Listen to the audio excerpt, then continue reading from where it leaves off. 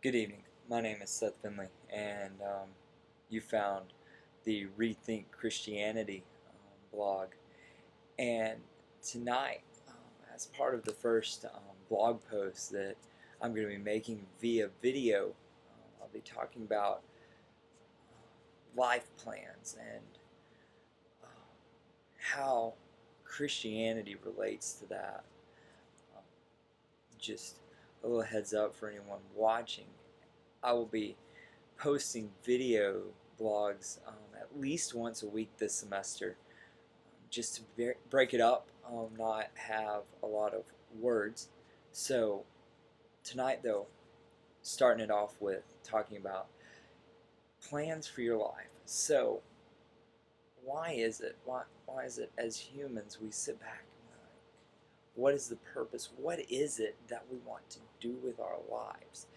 And we really we spend an absorbent amount of time trying to figure that out.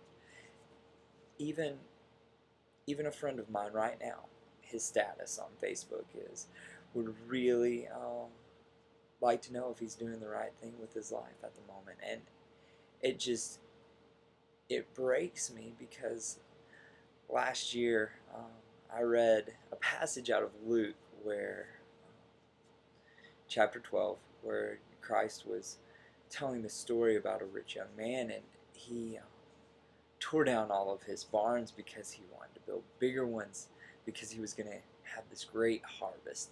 And the Lord said, why plan for tomorrow when you have today? What's the point of planning for tomorrow when you don't even know what is promised you today, because tomorrow your life will be taken from you? And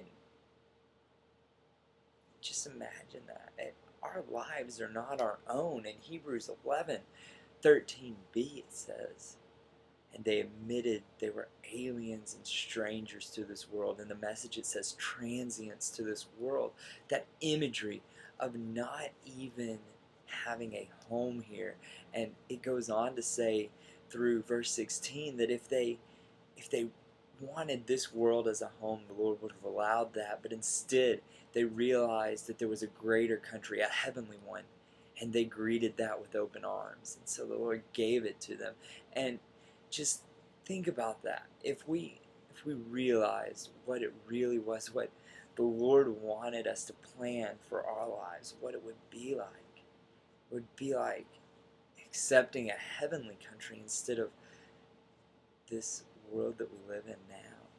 And we spend our lives wanting to do great things, when in reality what we need to do is ask Christ what He wants us to do. And then in Ephesians it says that He will do exceedingly abundantly above anything that we could ever imagine.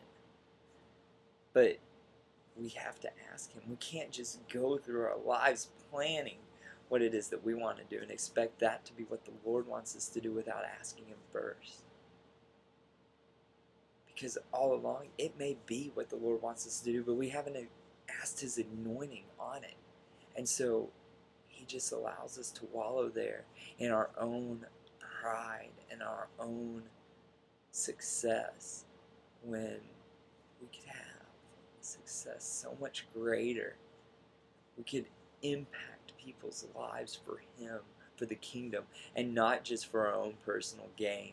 And so take that concept and run with it.